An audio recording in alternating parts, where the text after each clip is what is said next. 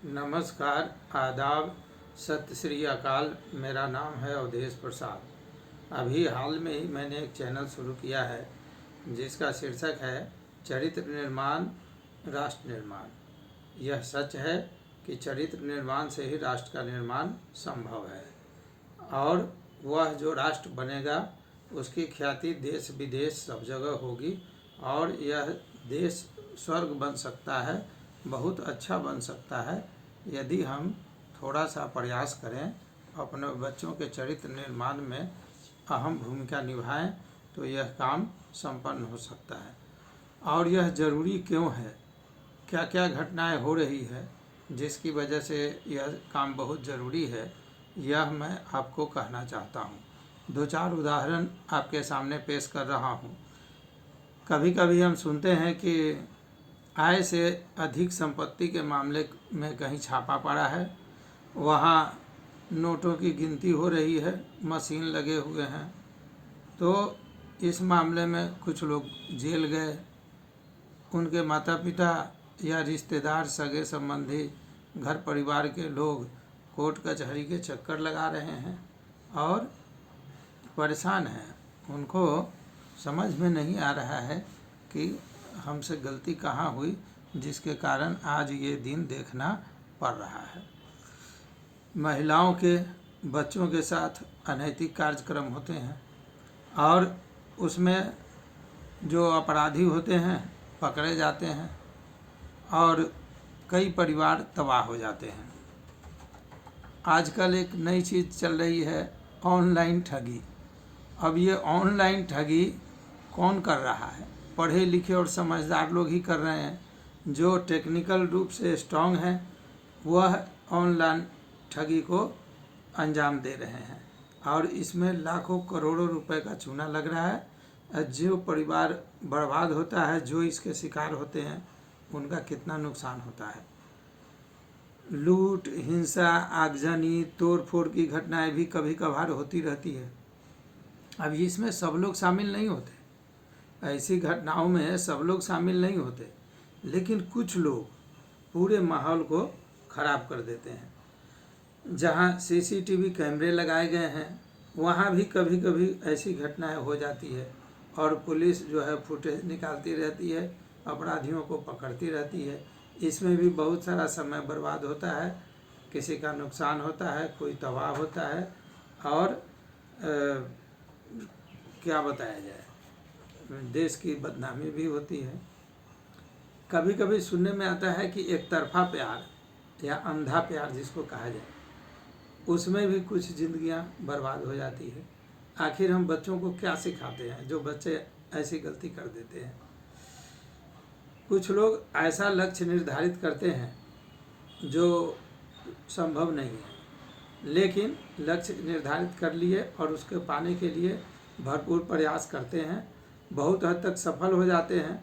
लेकिन एक घटना वर्षों पहले मैंने सुनी थी, लगभग 10-12 वर्ष हो गए होंगे, कि कुछ एक बच्चे ने 90% से ऊपर का लक्ष्य रखा, लेकिन उसको मिला 85% के करीब, उसने आत्महत्या कर ली।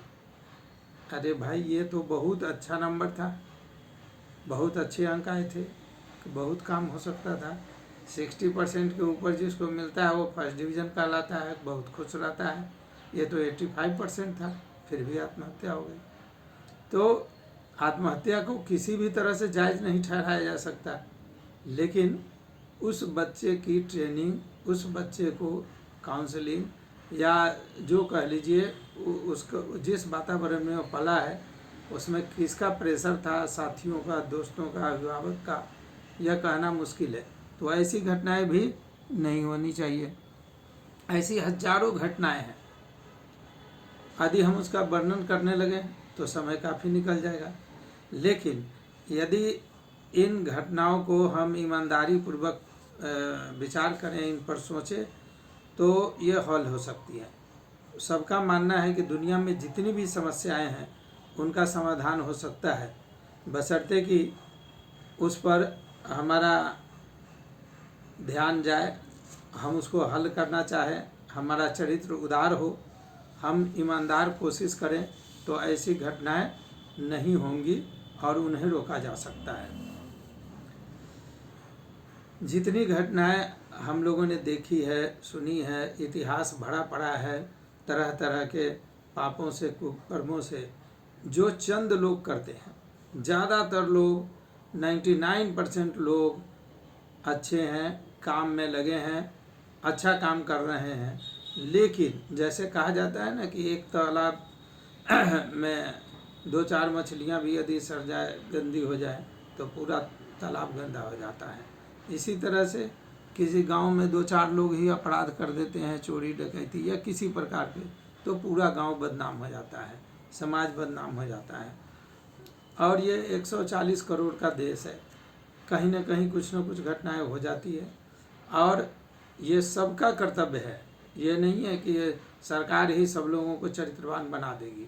मैं तो ये कहूँगा कि सरकार में भी जो लोग हैं वो हम ही लोग चुनते हैं, हम ही लोग बनाते हैं, और समाज में जैसे लोग होंगे वैसी ही सरकार बनेगी।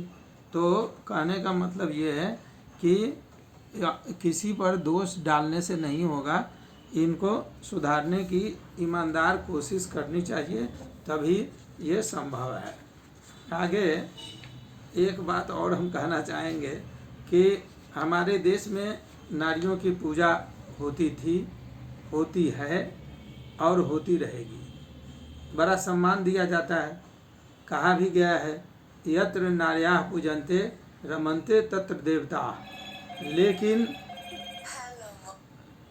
लेकिन हाल में ऐसी कुछ घटनाएं घटी हैं जिससे हम कह सकते हैं कि देश बदनाम हुआ है। बलात्कार, यौन शोषण, हत्या आदि की कुछ घटनाएं देश के लिए कलंक साबित हो जाती है।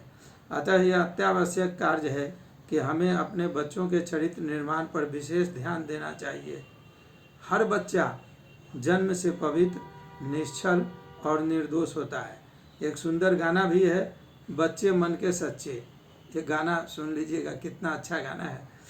बड़े होने पर उनमें कोई दोष नहीं आए, इसका विकास सही ढंग से हो, इसकी जिम्मेदारी हर माता पिता, शिक्षक इत्यादि की है, समाज की है। अगले वीडियो में हम बच्चों को कैसे सुधारें, इसी पर हम चर्चा करेंगे। आज के लिए इतना ही।